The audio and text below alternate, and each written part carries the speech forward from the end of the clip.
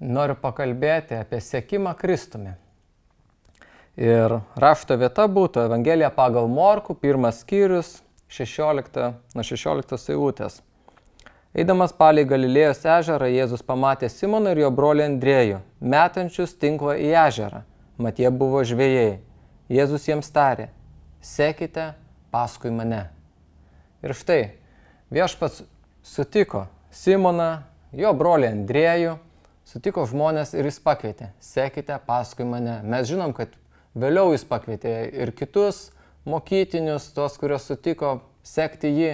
Taip pat ir mūsų gyvenimuose viešpats kviečia kiekvieną iš mūsų sekti paskui jį. Ir jeigu mes kažką sekam, jeigu važiavam automobiliu, kuris prieki mums rodo kelią, mes suprantam, kad mes turim neatsilikti.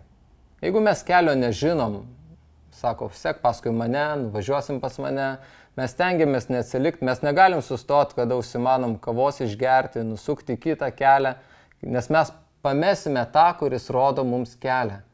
Ir sekant Kristumi, svarbu ne tik tai pradėti sekti juo, bet ir tęsti sekti juo, kol mes pasieksim galutinį tikslą, o mūsų galutinis tikslas, kaip jis pasakė, nuėjo mums vietos paruošti, yra dangus, amžinieji namai danguje. Tad tikrai pasižiūrėkime, kuo šiandieną sekam, nes dažnai išsikelia žmonės tokių gerų tikslų, bet kur jie veda tie tikslai? Ar yra pagrindinis tikslas mūsų gyvenime Kristus? Mes galim turėti tikslų savo darbui, savo šeimai ir visa kita, bet jeigu mes neturėsim pagrindinio tikslo, galbūt mes pasieksim tuos savo norus, įgyvendinsim juos, tuos savo tikslus, užsibrėžtus siekius. Žmonės daug padaro šiam pasaulyje, daug pasiekia šiam pasaulyje, bet ar turim svarbiausią savo amžinybėje tikslą? Šitoj žemėje mūsų toks kelionė, tas takas greit pasibaigs.